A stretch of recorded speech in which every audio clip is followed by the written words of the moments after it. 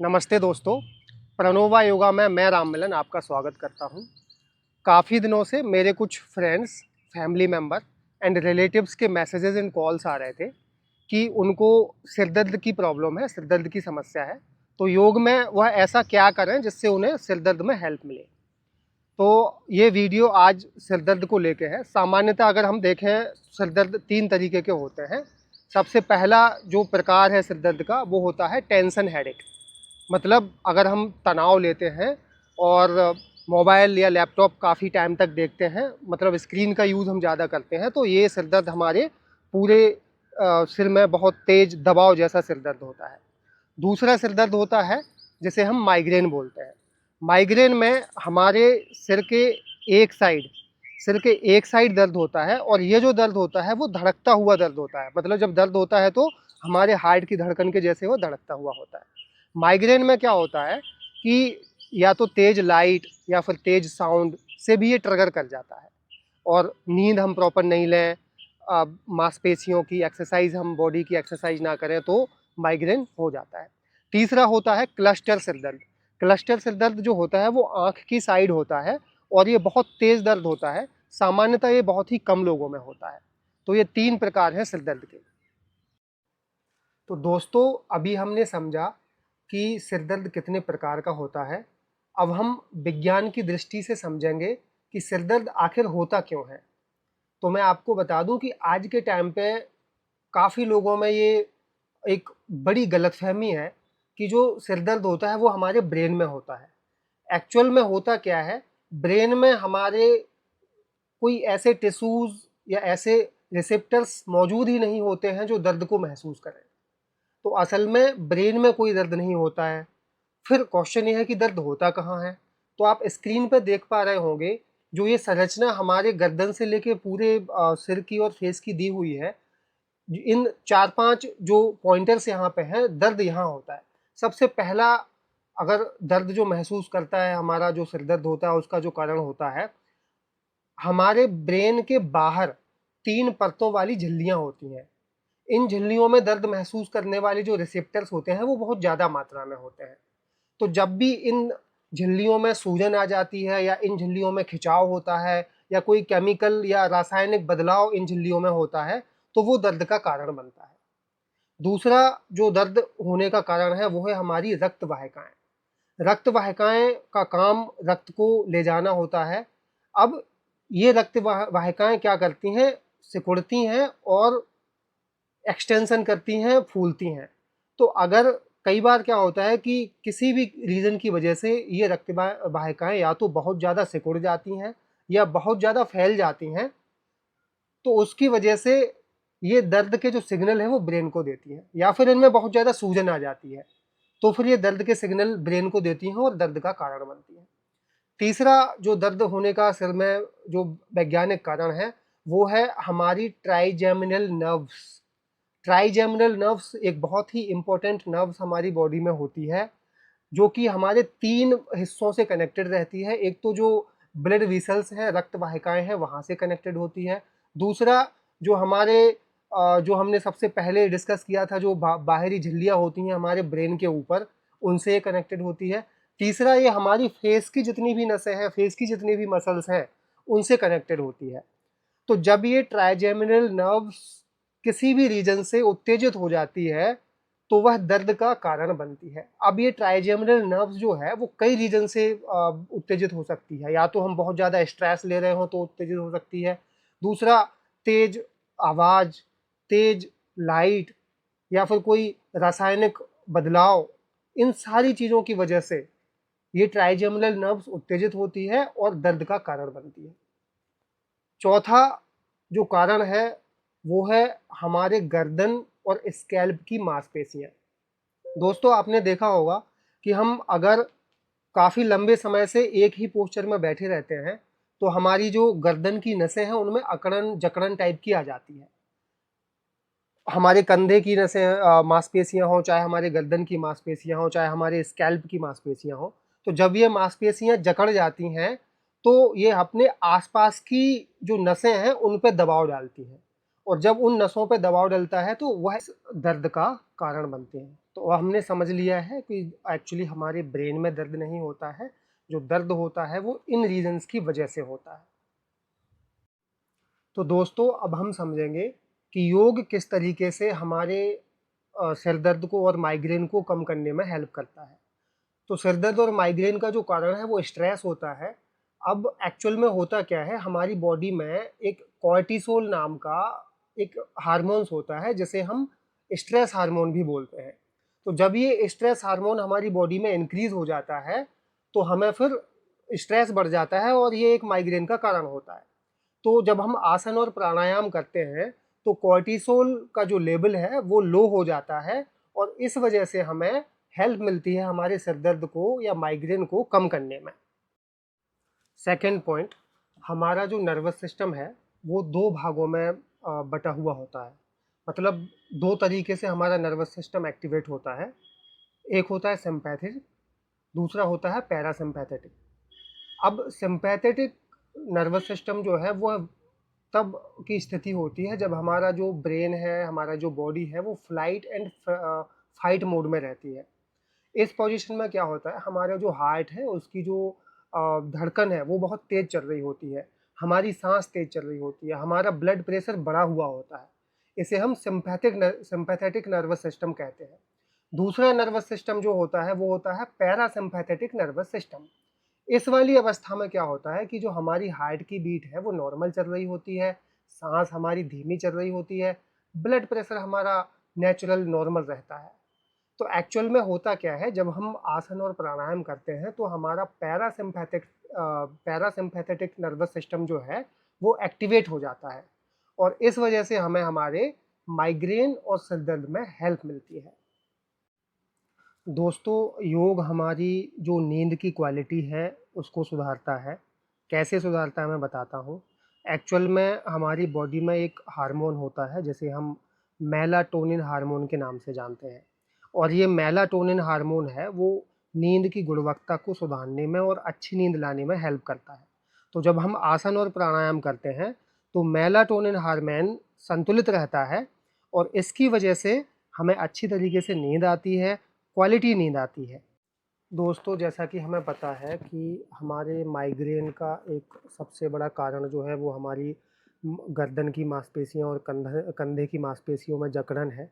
तो जब हम योग करते हैं, नेक मूवमेंट करते हैं या फिर कुछ आसन करते हैं, प्राणायाम करते हैं तो उससे हमारे गर्दन, कंधे और ऊपरी पीठ की जो मांसपेशियां हैं वो रिलैक्स होती हैं और इस वजह से हमें फिर सिर दर्द में और माइग्रेन में हेल्प मिलती है। दोस्तों अब हमें माइग्रेन होने के वैज्ञानिक कारण समझ में आ गए हैं, योग किस तरीके से माइग्रेन में हेल्प करता है वो समझ में आ गया है। तो अब वीडियो का सबसे इम्पोर्टेंट पार्ट हम स्टार्ट करते हैं। कुछ आसन और प्राणायाम हम अभी करेंगे, कुछ वार्म अप एक्सरसाइज हम करेंगे। तो हम शुरुआत करते हैं। सबसे पहले अपने बॉडी को और अपने मन को शांत करेंगे। कमर गर्दन पूरी सीधी रहेगी और इस तरीके से हम ज्ञान मुद्रा बनाएंगे और 3 बार ओम करेंगे।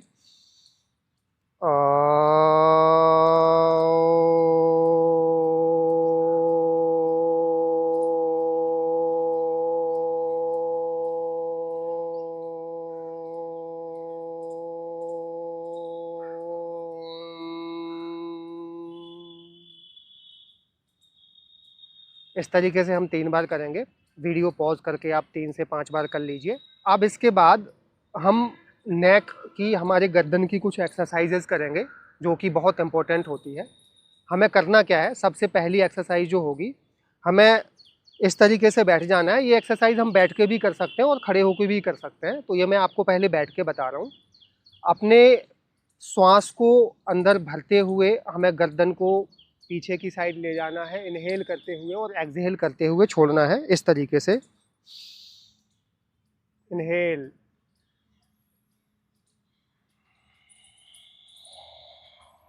एक्सहेल। जिनको सर्वाइकल की प्रॉब्लम है वो गर्दन को नीचे ना झुकाएं बहुत ज़्यादा और इस नेक मूवमेंट को हम बिल्कुल धीरे धीरे आहिस्ता आहिस्ता करेंगे। सांसों का ध्यान देना है। Inhale, exhale.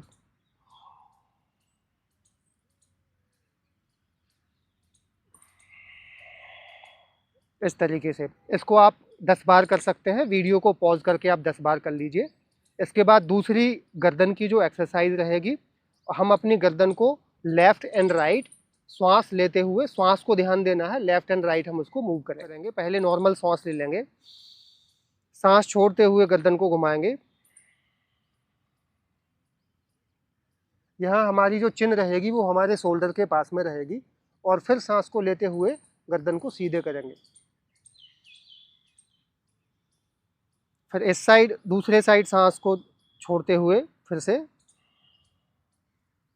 सांस को लेते हुए, मतलब हम सामान्य स्थिति में जब आएंगे तो सांस को लेते हुए आएंगे, और जब हम गर्दन को घुमाएंगे इधर उधर, तो वो हमारी सांस को छोड़ते हुए करना होगा।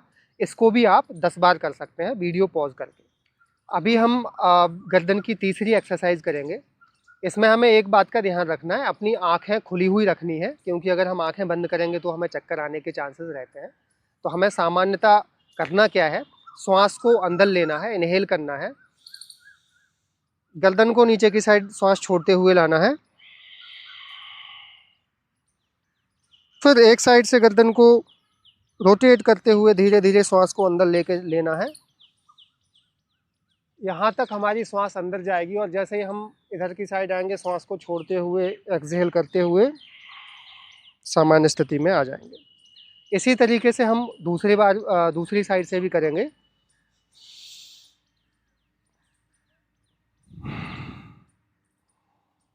श्वास को लेते हुए गर्दन को रोटेट करेंगे, यहाँ तक आएंगे, फिर श्वास को छोड़ेंगे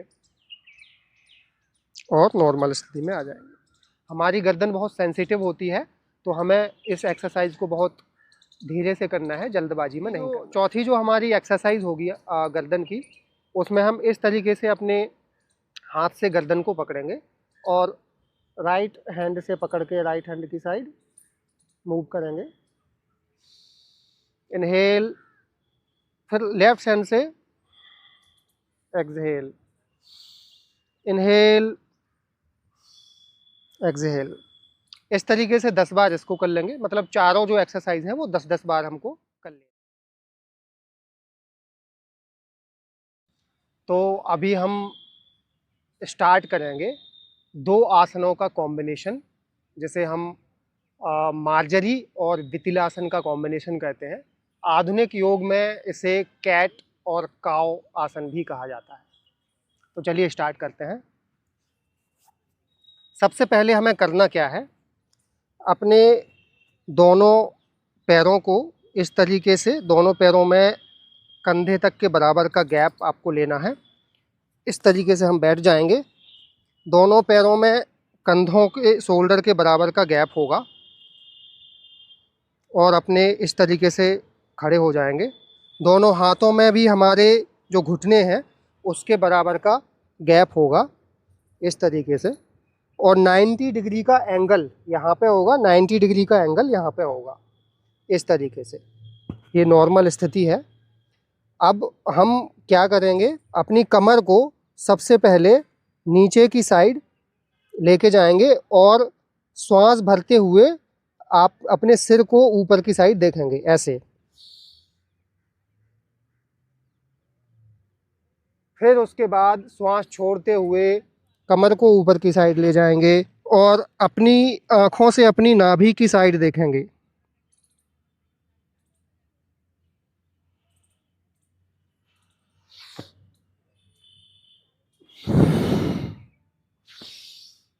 धीरे धीरे करेंगे।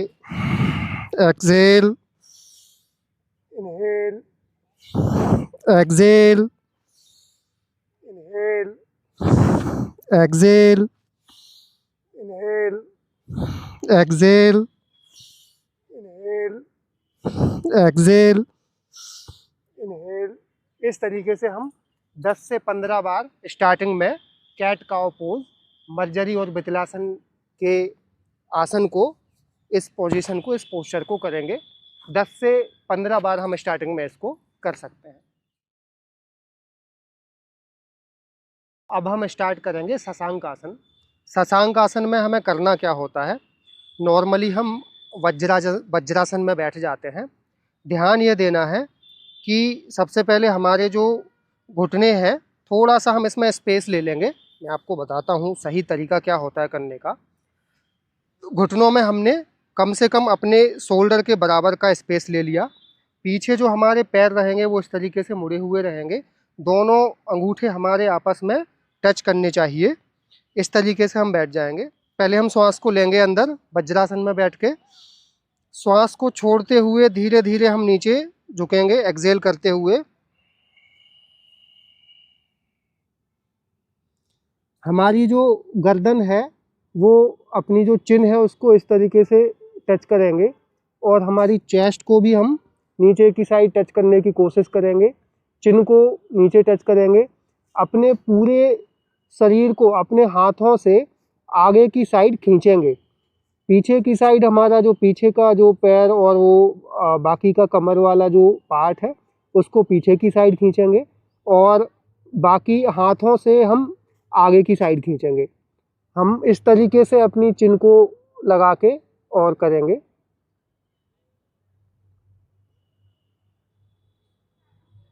अब हमारी जो श्वास है वो यहाँ पे सामान्य आ जाएगी, सामान्य श्वास लेंगे।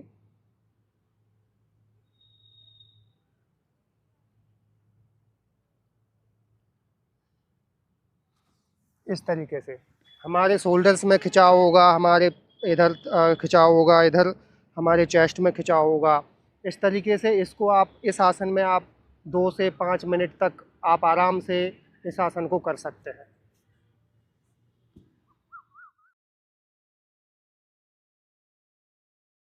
अब हम करेंगे सेतु बंधासन।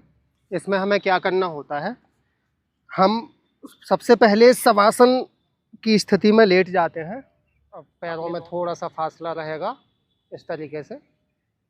अब क्या करना है, अपने दोनों पैरों को इस तरीके से थाइस से बिल्कुल चिपका देना है। इस तरीके से चिपका दिया। अब इसके बाद हमें हमारे कमर वाले हिस्से को ऊपर की साइड उठाना है। पैरों में थोड़ा सा स्पेस रहेगा बीच में। कमर को इनहेल करते हुए कमर वाले हिस्से को हम ऊपर की साइड ले जाएंगे। जितना हम ले जा सकते हैं उतना ले जाएंगे। 5 सेकंड 10 सेकंड तक होल्ड करेंगे।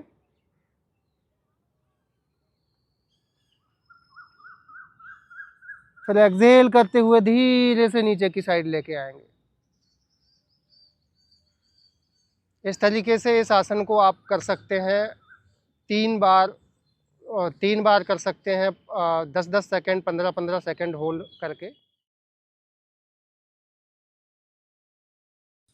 अब हम करेंगे विपरीत करनी। विपरीत करनी में हमें क्या करना होता है, हम सबसे पहले शवासन में ऐसे इस तरीके से लेट जाते हैं और अपने दोनों पैरों को इस तरीके से धीरे धीरे एक्सहेल करते हुए उठाएंगे।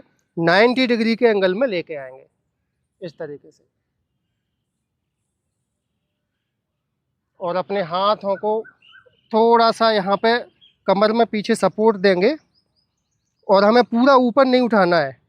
इस तरीके से नहीं करना है, हमें इसको इस तरीके से एंगल में रखना है। बस इतना। इसको बोलते हैं विपरीत करनी। श्वास सामान्य चलने लगेगी।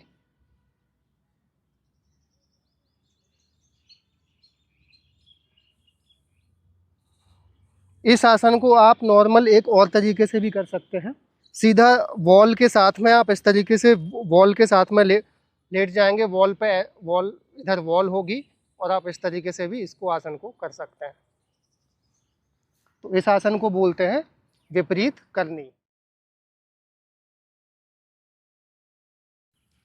अब हमने आसन के बाद अब हम स्टार्ट करेंगे कुछ प्राणायाम जो माइग्रेन में बहुत हेल्पफुल होते हैं। सबसे पहले हम अनुलोम विलोम करेंगे। अनुलोम विलोम हम सुखासन में बैठकर भी कर सकते हैं, हम अर्ध पद्मासन में बैठकर भी कर सकते हैं और हम पद्मासन में भी बैठ के कर सकते हैं। जो हमारा दाहिना हाथ होगा उसको विष्णु मुद्रा में लेके आएंगे। दो उंगलियों को इस तरीके से हम अंगूठे से इस तरीके से करेंगे, इसे विष्णु मुद्रा बोलते हैं। अब इसके बाद हम क्या करेंगे, हमेशा जो अनुलोम विलोम है वह दाहिने हाथ से ही करना चाहिए।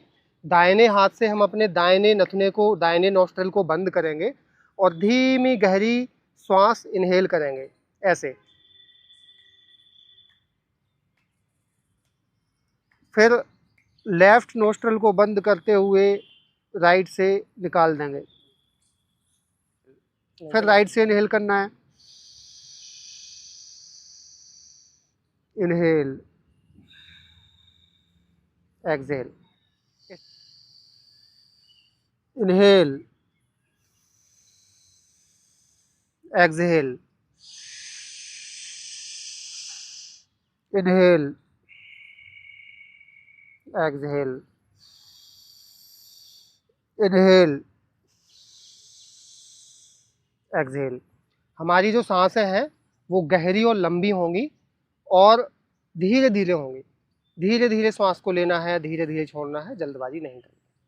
अनुलोम विलोम के बाद अब हम भ्रामरी प्राणायाम करेंगे। भ्रामरी प्राणायाम में हमें करना क्या होता है मैं आपको बताता हूँ। सबसे पहले हमें सुखासन, वज्रासन, अर्ध पद्मासन, किसी भी आसन में हम बैठ सकते हैं। दोनों हाथ के अंगूठों से अपने कान के जो फ्लिप हैं इससे बंद करेंगे। पहले आप देखना, बंद मत करना। बंद करेंगे। बंद करने के बाद हम षण्मुखी मुद्रा लगा सकते हैं, जहाँ पे हमारी जो इंडेक्स फिंगर होती है, तर्जनी उंगली जिसे बोलते हैं, आँखों पे कोमलता से रखी रहेगी। मिडिल फिंगर, बीच वाली जो उंगली है, उसको हम नाक के ऊपर रखेंगे एंड उसके बाद इस तरीके से हम अपनी रिंग फिंगर को रखेंगे और सबसे छोटी जो उंगली है, स्मॉल फिंगर को, उस तरीके से रखेंगे और गहरी और लंबी सांस लेंगे धीरे धीरे और हम की ध्वनि करते हुए भंवरे की तरह सांस को एक्सहेल करेंगे।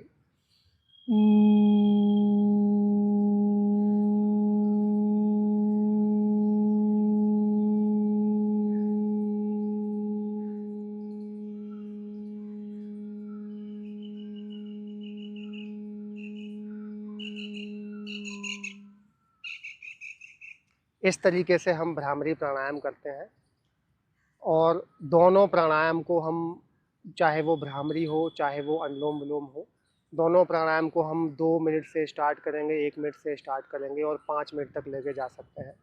जिनको माइग्रेन की अगर हम बात करें तो माइग्रेन में हम अनुलोम विलोम को 10 मिनट तक लेके जा सकते हैं और भ्रामरी को भी हम 5 मिनट तक, 10 मिनट तक लेके जा सकते हैं।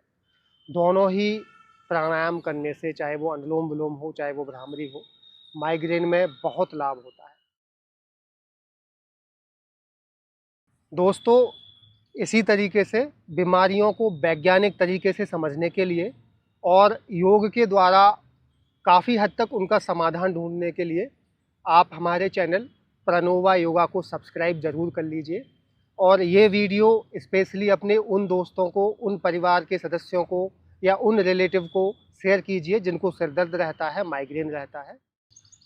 दोस्तों, आसन और प्राणायाम के अलावा माइग्रेन और सिर दर्द के लिए हमें कुछ और चीज़ों का ध्यान रखना होता है, उन पर अब हम बात कर लेते हैं। सबसे पहले हमें हमारे जो सोने का समय है वो बिल्कुल निर्धारित कर देना है, फिक्स टाइम पे हमें सोना है।